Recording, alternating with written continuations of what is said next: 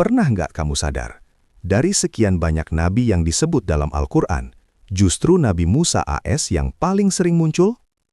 Bukan hanya sekali dua kali, tapi puluhan bahkan lebih dari 100 kali kisahnya diulang. Padahal ada banyak nabi lain yang juga luar biasa. Lalu, kenapa harus Musa? Apakah ini hanya kebetulan?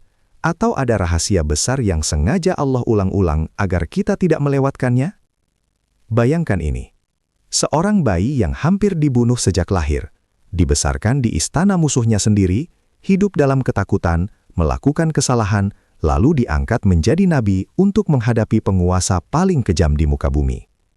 Ini bukan sekadar cerita, ini adalah pola kehidupan yang terus terjadi, bahkan sampai hari ini. Dan yang lebih mengejutkan, bisa jadi kisah Nabi Musa sebenarnya sedang menceritakan tentang dirimu sendiri, tentang rasa takutmu, ujianmu, perjuanganmu, dan harapanmu. Jadi sekarang pertanyaannya, kenapa Allah mengulang kisah ini berkali-kali? Tahan dulu, karena jawabannya bukan cuma menarik, tapi bisa mengubah cara kamu melihat hidup selamanya.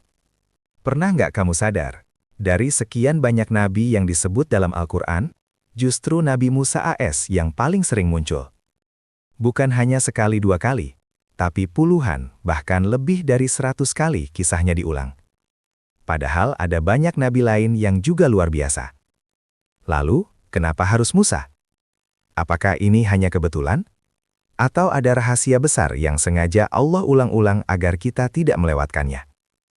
Bayangkan ini. Seorang bayi yang hampir dibunuh sejak lahir, dibesarkan di istana musuhnya sendiri, hidup dalam ketakutan, melakukan kesalahan, lalu diangkat menjadi nabi untuk menghadapi penguasa paling kejam di muka bumi. Ini bukan sekedar cerita. Ini adalah pola kehidupan yang terus terjadi, bahkan sampai hari ini. Dan yang lebih mengejutkan, bisa jadi, kisah Nabi Musa sebenarnya sedang menceritakan tentang dirimu sendiri, tentang rasa takutmu, ujianmu, perjuanganmu, dan harapanmu. Jadi sekarang pertanyaannya, kenapa Allah mengulang kisah ini berkali-kali? Tahan dulu, karena jawabannya bukan cuma menarik, tapi bisa mengubah cara kamu melihat hidup selamanya. Bayangkan, kamu hidup di sebuah zaman di mana seorang penguasa tidak hanya menindas rakyatnya, tapi juga dengan terang-terangan mengaku sebagai Tuhan. Dialah Fir'aun. Seorang raja yang kekuasaannya begitu absolut. Tidak ada yang berani melawan. Tidak ada yang berani bersuara. Bahkan sekadar berpikir untuk menentangnya saja, sudah cukup untuk menghilangkan nyawa. Lebih mengerikan lagi, Fir'aun memiliki satu ketakutan besar. Akan lahir seorang anak laki-laki dari Bani Israel, yang kelak akan menghancurkan kekuasaannya.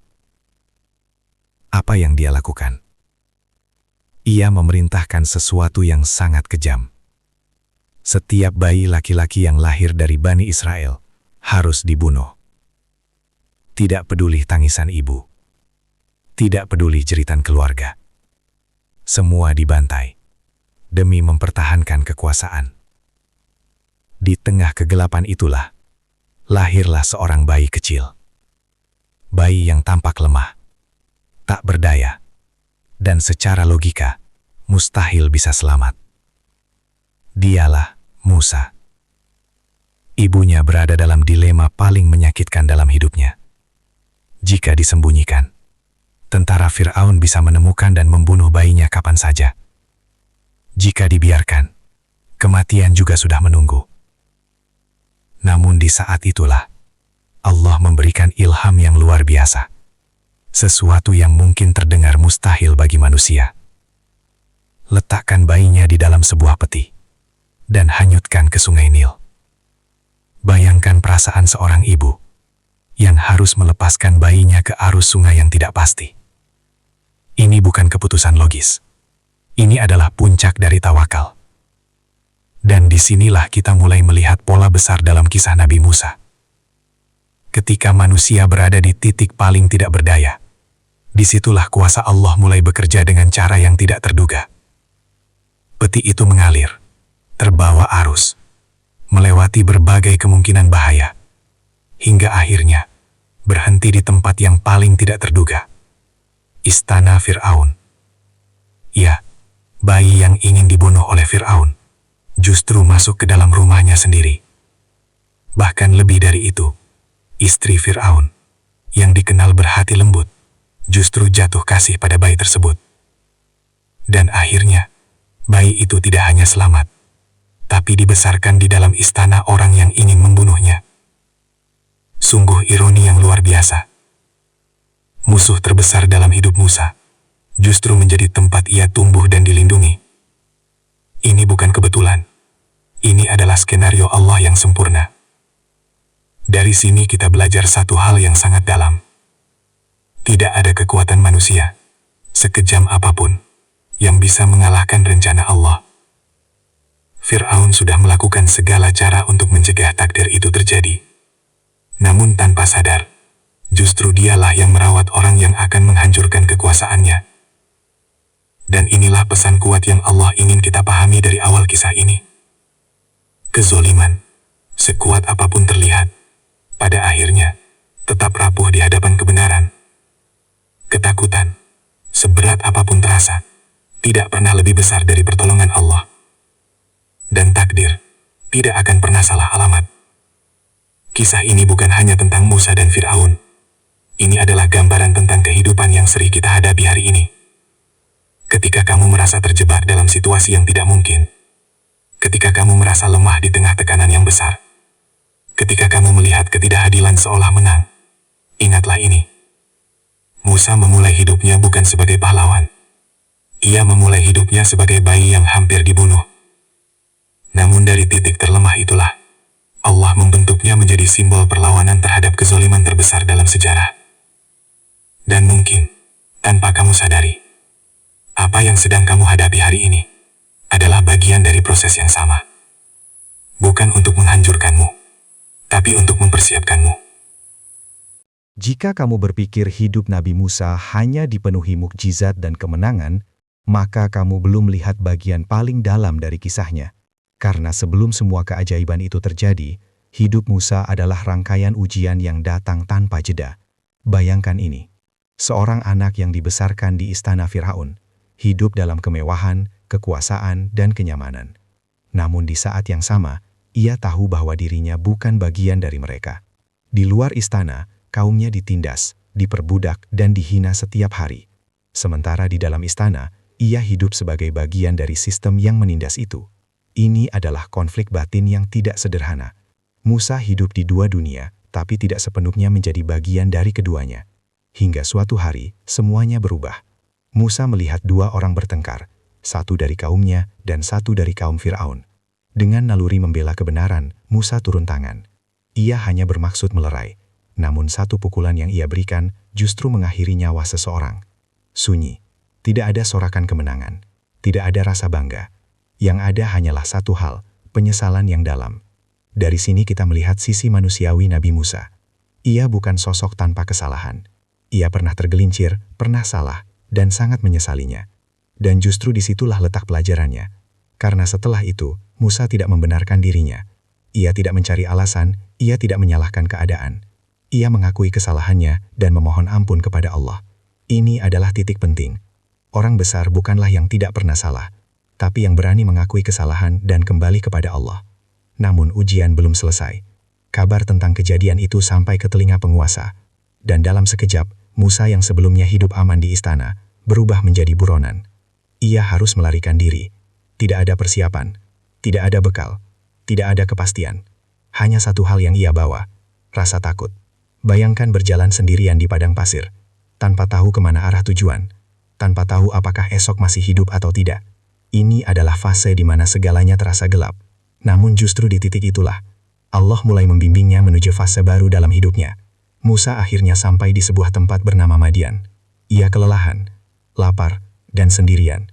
Di sana, ia melihat dua wanita yang kesulitan mengambil air untuk ternak mereka. Tanpa diminta, tanpa mengenal siapa mereka, Musa membantu. Padahal, ia sendiri sedang dalam kondisi sulit. Ini pelajaran yang sering kita lewatkan. Bahkan dalam keadaan terpuruk, Musa tetap memilih untuk berbuat baik. Dan dari kebaikan kecil itulah, pintu pertolongan Allah mulai terbuka. Ia diundang ke rumah salah satu wanita tersebut. Diberi makan, diberi tempat tinggal. Bahkan akhirnya, diberi pekerjaan dan menikah. Dari seorang buronan, menjadi seseorang yang memiliki kehidupan baru. Apakah ini kebetulan? Tidak. Ini adalah bukti bahwa Allah tidak pernah meninggalkan hambanya yang tetap berbuat baik, bahkan saat hidupnya sedang hancur. Namun kisah ini belum sampai pada puncaknya. Semua yang Musa alami, kesalahan, pelarian, kesepian, hingga fase membangun hidup kembali, sebenarnya adalah proses. Proses untuk membentuk mental, proses untuk menguatkan hati, proses untuk mempersiapkan dirinya menghadapi tugas yang jauh lebih besar. Karena kelak, ia tidak hanya akan menghadapi satu orang, tapi seorang raja yang mengaku sebagai Tuhan. Dan disinilah kita mulai memahami sesuatu yang sangat dalam. Ujian yang datang bertubi-tubi dalam hidup kita, bukan untuk menghancurkan kita, tapi untuk membentuk kita menjadi pribadi yang siap menghadapi sesuatu yang lebih besar. Musa tidak langsung menjadi nabi di istana. Ia harus melalui fase jatuh, lari, takut, dan bangkit kembali. Dan mungkin, apa yang sedang kamu alami hari ini, kegagalan, kesalahan, atau ketidakpastian, bukanlah akhir dari segalanya, tapi justru awal dari sesuatu yang jauh lebih besar, yang sedang Allah siapkan untukmu. Jika ada satu bagian dari kisah Nabi Musa AS yang paling mengguncang logika manusia, maka itu adalah bagian ketika Allah menunjukkan kekuasaannya secara nyata di hadapan seluruh dunia. Namun sebelum mukjizat besar itu terjadi, ada satu momen yang sangat sunyi, sangat pribadi, dan sangat menentukan. Musa sedang dalam perjalanan, kembali dari Madian menuju Mesir. Malam itu gelap, udara dingin, dan di kejauhan ia melihat sebuah cahaya di atas bukit. Cahaya itu bukan cahaya biasa. Saat Musa mendekat, di sanalah ia menerima panggilan yang akan mengubah hidupnya selamanya. Allah berbicara langsung kepadanya. Bayangkan, seorang manusia biasa, yang sebelumnya hanyalah pelarian, pengembala, dan orang yang pernah melakukan kesalahan, kini dipilih untuk menerima wahyu secara langsung. Namun yang lebih mengejutkan adalah tugas yang diberikan kepadanya. Kembali ke Mesir, hadapi Fir'aun, sampaikan kebenaran. Secara logika, ini tampak mustahil. Fir'aun bukan hanya raja biasa, ia memiliki tentara, kekuasaan, dan pengaruh yang sangat besar. Sementara Musa hanya seorang diri. Disinilah Allah memberikan mukjizat pertama. Tongkat di tangan Musa diperintahkan untuk dilemparkan. Dan seketika, tongkat itu berubah menjadi ular besar yang hidup. Bukan ilusi, bukan sihir, tapi kenyataan. Lalu tangan Musa dimasukkan ke dalam bajunya, dan ketika dikeluarkan, bercahaya terang. Ini bukan sekedar keajaiban. Ini adalah bukti bahwa Allah yang mengutus Musa juga yang akan membelanya. Namun ujian sebenarnya baru dimulai. Ketika Musa akhirnya berdiri di hadapan Fir'aun, ia tidak hanya berhadapan dengan seorang penguasa, tapi dengan sistem yang sudah terbiasa dengan kebohongan dan kesombongan. Fir'aun menertawakan Musa, menganggapnya lemah, bahkan menuduhnya sebagai penyihir. Dan untuk membuktikan siapa yang benar, Fir'aun mengumpulkan para penyihir terbaik dari seluruh negeri. Hari itu adalah hari pertarungan besar. Ribuan mata menyaksikan, semua orang menunggu. Para penyihir melemparkan tongkat mereka, dan seketika tampak seperti ular-ular yang bergerak. Ilusi yang begitu kuat, hingga membuat siapapun yang melihatnya merasa takut. Bahkan Musa sempat merasa gentar. Namun Allah menenangkan hatinya. Jangan takut, engkau yang akan menang. Musa pun melemparkan tongkatnya. Dan apa yang terjadi? Tongkat itu berubah menjadi ular besar, yang langsung menelan semua ular buatan para penyihir. Dalam satu momen, kebenaran menghancurkan kebohongan. Dan yang paling mengejutkan, para penyihir itu langsung bersujud. Mereka tahu, ini bukan sihir, ini adalah kebenaran. Dari sini kita belajar, ketika kebenaran datang dengan kekuatan Allah, bahkan orang yang ahli dalam kebatilan pun bisa langsung menyadarinya. Namun Fir'aun tetap keras kepala. Ia menolak, ia menentang, ia bahkan semakin zalim, hingga akhirnya Allah menunjukkan mukjizat terbesar yang akan dikenang sepanjang sejarah. Laut terbelah. Saat Musa dan kaumnya terjebak di depan laut dan di belakang mereka pasukan Fir'aun semakin mendekat, situasi tampak benar-benar buntu. Tidak ada jalan keluar. Kaumnya panik, ketakutan, putus asa. Namun Musa berkata dengan keyakinan penuh, "Sekali-kali tidak, Tuhanku bersamaku, Dia akan memberi petunjuk." Dan dengan izin Allah, lautan yang luas itu terbelah menjadi dua. Jalan terbuka di tengah laut. Air berdiri seperti dinding. Dan Musa bersama kaumnya berjalan di atas dasar laut yang kering. Sementara Fir'aun, yang selama ini merasa paling berkuasa, akhirnya tenggelam oleh kesombongannya sendiri. Inilah puncak dari semua mujizat itu. Bukan hanya tentang keajaiban, tapi tentang pesan yang sangat dalam, bahwa ketika semua jalan tertutup, Allah bisa membuka jalan yang bahkan tidak pernah kita bayangkan. Kisah ini bukan hanya untuk dikagumi, ini untuk direnungkan, karena dalam hidup kita akan ada momen di mana kita merasa terjebak, tidak punya pilihan, dan semua pintu terasa tertutup. Namun dari kisah Musa, kita belajar satu hal, jangan pernah putus asa, karena pertolongan Allah bisa datang dari arah yang paling tidak terduga. Dan mungkin laut yang sedang kamu hadapi hari ini tidak perlu kamu kalahkan. Cukup percaya, karena Allah mampu membelahnya untukmu. Jika kita perhatikan dengan seksama, kisah Nabi Musa AS dalam Al-Quran tidak hanya penuh peristiwa besar dan mukjizat luar biasa. Ada satu hal yang sangat menonjol dan seringkali luput dari perhatian: dialog, percakapan, komunikasi. Lebih dari nabi lainnya, kisah Musa dipenuhi dengan percakapan yang panjang, mendalam, dan penuh makna. Antara Musa dan Allah, antara Musa dan Fir'aun, antara Musa dan kaumnya, bahkan antara Musa dan dirinya sendiri, dalam bentuk rasa takut, ragu, dan harapan. Dan disinilah letak keistimewaannya. Karena melalui dialog-dialog ini, Allah tidak hanya menceritakan kejadian, tapi juga mengajarkan cara berpikir, cara berbicara, dan cara menghadapi kehidupan. Galaksi, dialog Musa dengan Allah, antara ketakutan dan keyakinan. Bayangkan momen ketika Musa pertama kali menerima wahyu. Bukan dengan kepercayaan diri yang tinggi, bukan dengan kesiapan penuh. Justru sebaliknya, Musa merasa takut, merasa tidak mampu, bahkan ia menyampaikan secara jujur kelemahannya. Ia pernah melakukan kesalahan di masa lalu. Ia khawatir dibunuh jika kembali ke Mesir.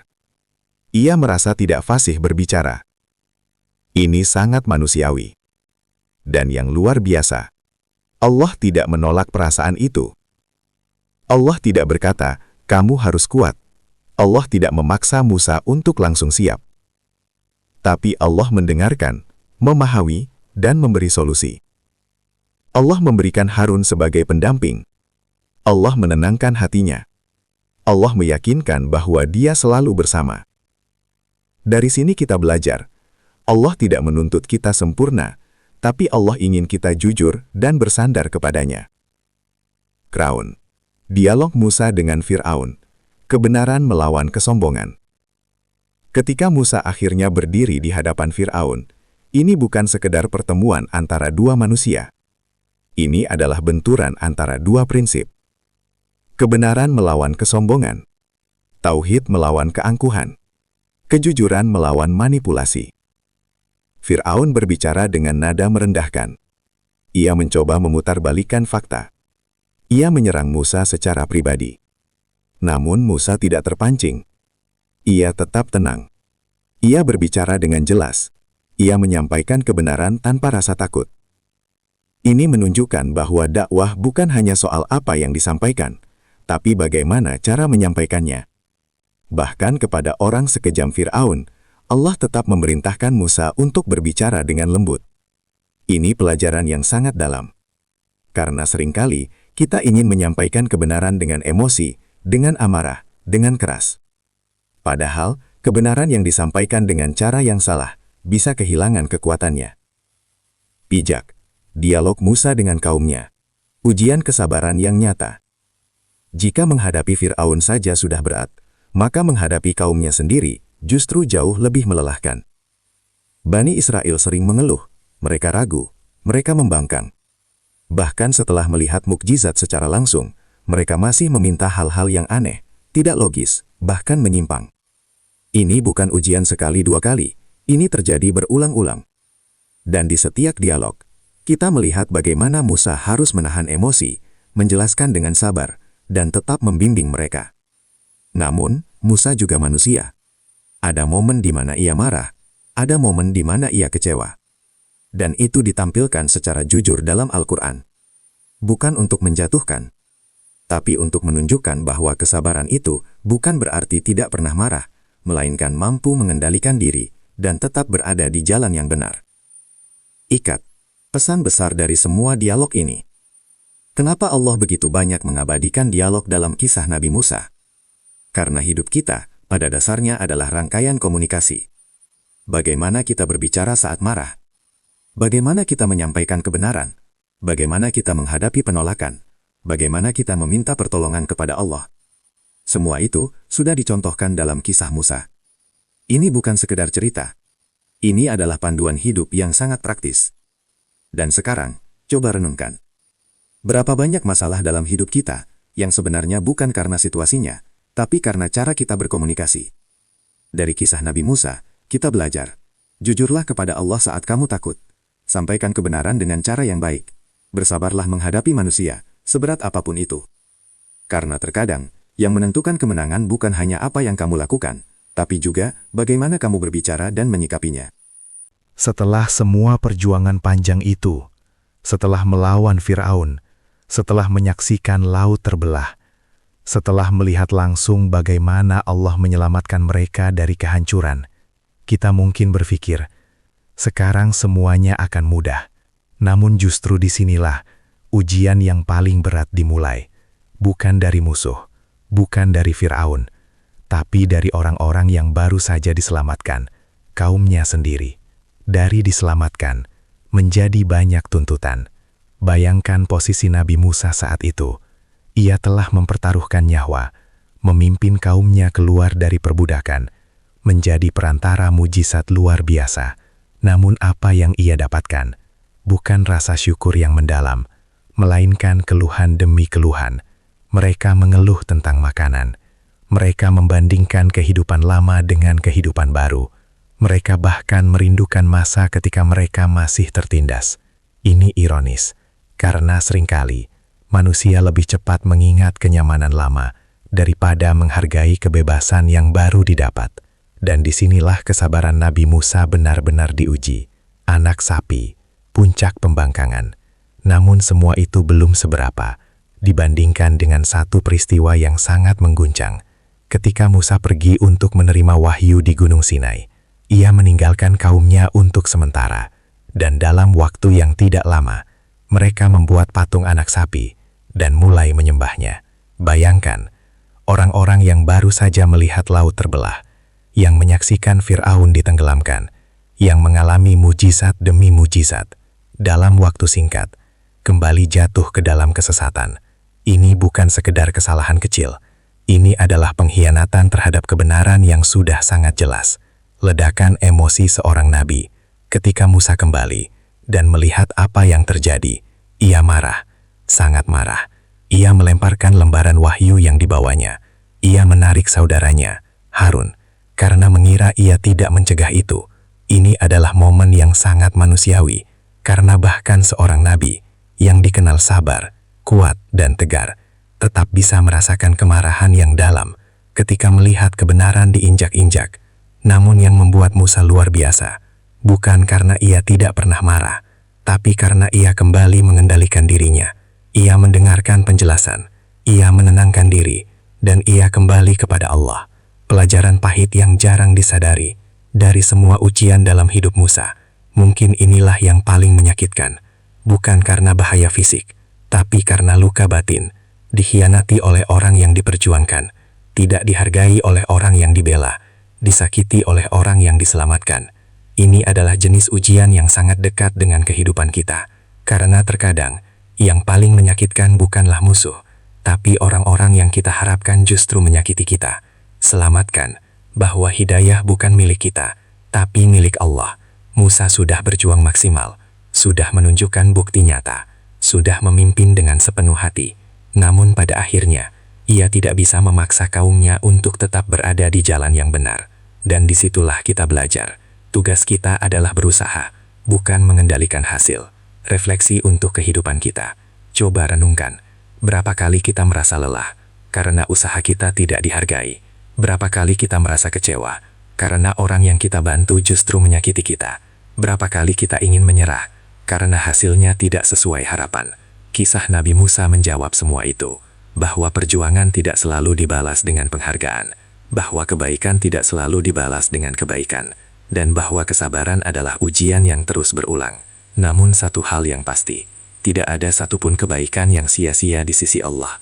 Dan mungkin, apa yang sedang kamu rasakan hari ini, rasa kecewa, lelah, atau tidak dihargai, bukan tanda bahwa kamu harus berhenti, tapi justru tanda bahwa kamu sedang berada di jalan yang sama dengan para pejuang kebenaran, seperti Musa, yang tetap melangkah, meski hatinya berkali-kali diuji.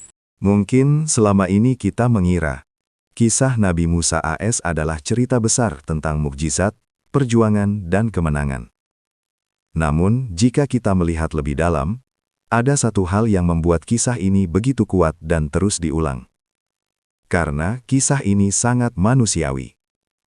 Bukan hanya tentang keajaiban, tapi tentang rasa takut, ragu, salah langkah, dan bangkit kembali. Dan disitulah kita mulai melihat sesuatu yang mengejutkan. Kita ada di dalam kisah itu. Musa pernah takut, seperti kita. Ketika Allah memerintahkan Musa untuk kembali menghadapi Fir'aun, reaksi pertama Musa bukan keberanian yang meledak-ledak. Justru sebaliknya, ia takut, ia khawatir akan masa lalunya. Ia merasa tidak siap menghadapi ancaman besar. Ini penting, karena seringkali kita berpikir, orang yang kuat adalah orang yang tidak pernah takut.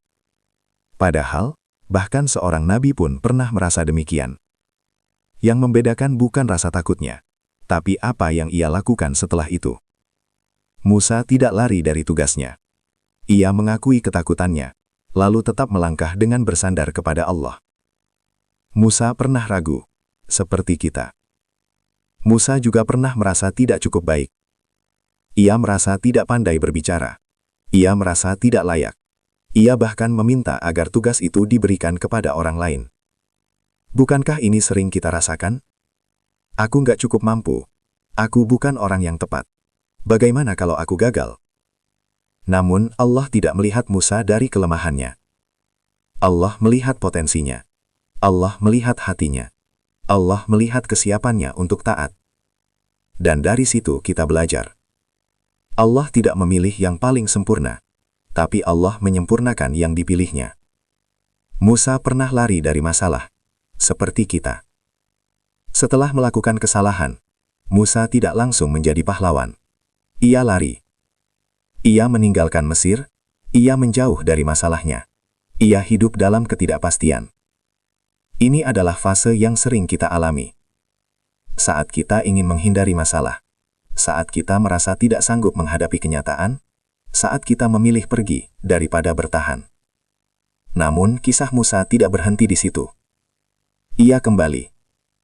Ia menghadapi masa lalunya. Ia menjalankan tugasnya. Ia berdiri di hadapan orang yang dulu ia takuti.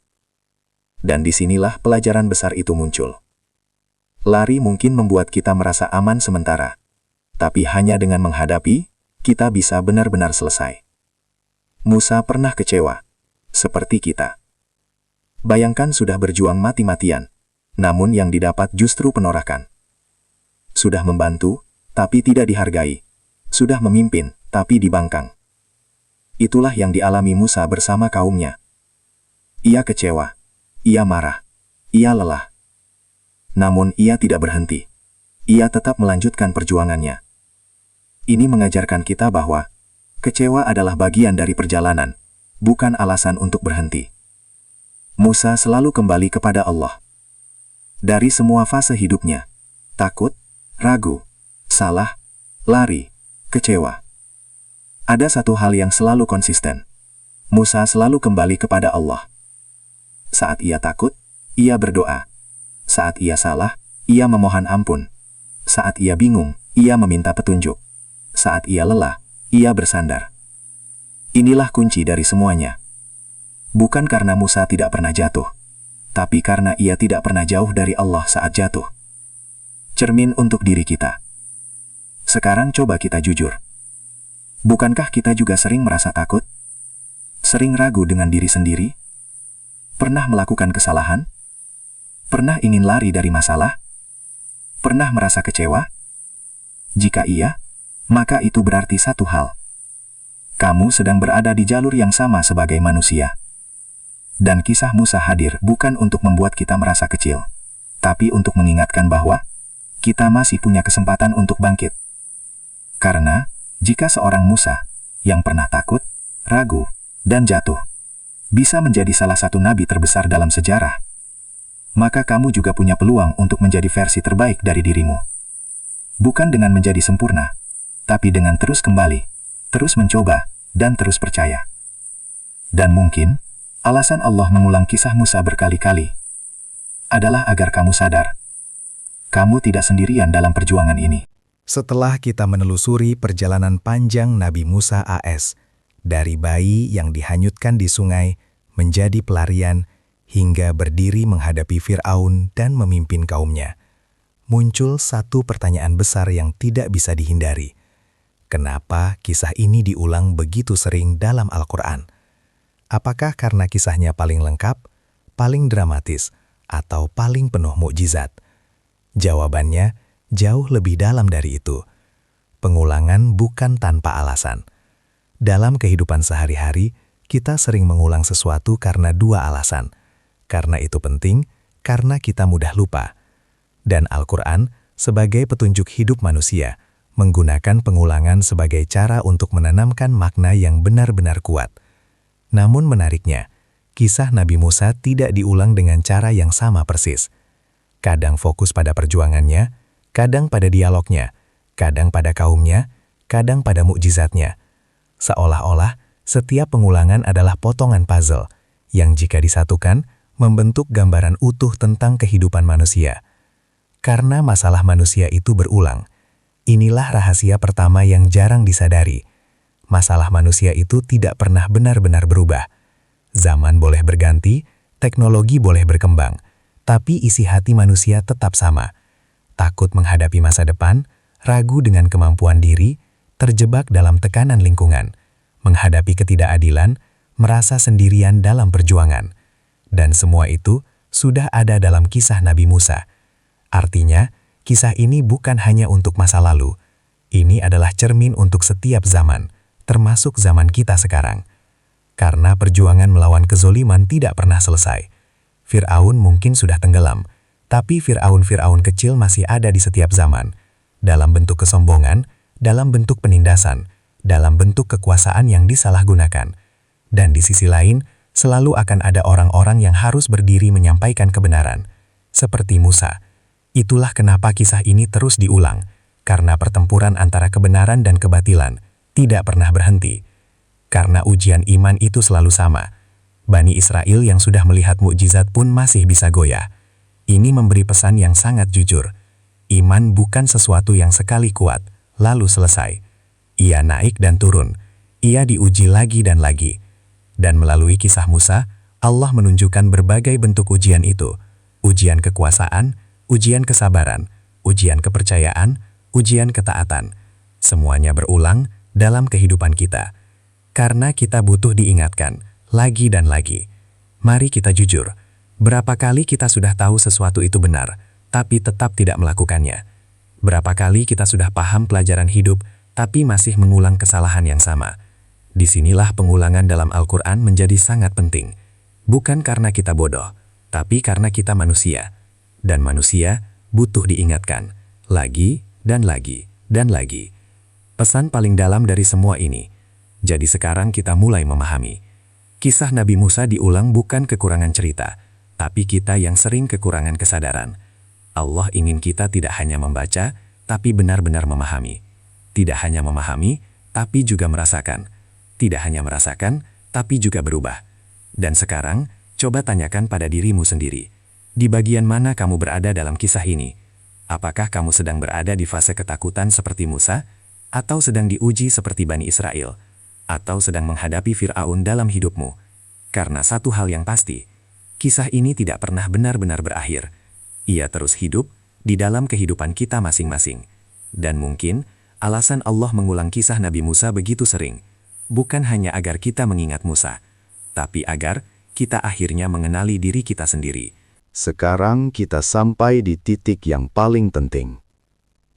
Kita sudah melihat bagaimana hidup Nabi Musa AS penuh dengan ketakutan, kesalahan, perjuangan, hingga kemenangan yang luar biasa.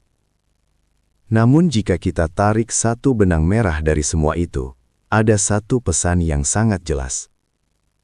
Ini bukan sekadar cerita tentang masa lalu. Ini adalah petunjuk hidup untuk kita hari ini. Saat kamu merasa lemah, Musa pernah lebih lemah. Saat kamu merasa takut, Musa pernah lebih takut. Saat kamu merasa sendirian, Musa pernah benar-benar sendirian di padang pasir. Tapi lihat bagaimana semuanya berakhir. Allah tidak meninggalkannya. Allah membimbingnya. Dan Allah memuliakannya. Itulah yang harus kita yakini. Bahwa tidak peduli seberat apa ujianmu sekarang. Tidak peduli seberapa gelap situasimu hari ini. Allah selalu punya jalan, bahkan ketika kamu tidak melihatnya sama sekali. Mungkin hari ini kamu sedang berada di sungai seperti bayi Musa. Tidak tahu arah, penuh ketidakpastian. Atau mungkin kamu sedang berada di pelarian seperti Musa dewasa. Lari dari masalah, mencoba bertahan. Atau bahkan, kamu sedang berada di depan laut yang terasa mustahil untuk dilewati. Tenang. Karena jika Allah mampu menyelamatkan Musa dari sungai, menjaganya di istana musuh, dan membelah laut untuknya, maka Allah juga mampu menyelamatkanmu dengan cara yang tidak pernah kamu bayangkan. Sekarang giliran kamu. Dari semua kisah ini, pelajaran apa yang paling kamu rasakan? Bagian mana yang paling relate dengan hidupmu saat ini? Tulis di kolom komentar. Karena bisa jadi, jawabanmu akan menguatkan orang lain yang sedang membaca. Dan jika kamu merasa video ini membuka cara pandang baru, jangan berhenti di sini. Masih banyak kisah luar biasa lainnya dalam Al-Quran yang menyimpan makna mendalam dan bisa mengubah hidupmu. Subscribe sekarang juga. Dan aktifkan lonceng notifikasi agar kamu tidak ketinggalan video berikutnya. Karena di channel ini, kita tidak hanya bercerita. Kita menggali makna. Kita memahami hikmah. Dan kita belajar bagaimana menghadapi hidup dengan iman. Ingat, kisah Nabi Musa diulang berkali-kali bukan tanpa alasan. Karena di dalamnya, ada jawaban untuk hidup kita. Dan mungkin, video ini bukan kebetulan kamu tonton, tapi bagian dari cara Allah untuk menguatkan hatimu hari ini.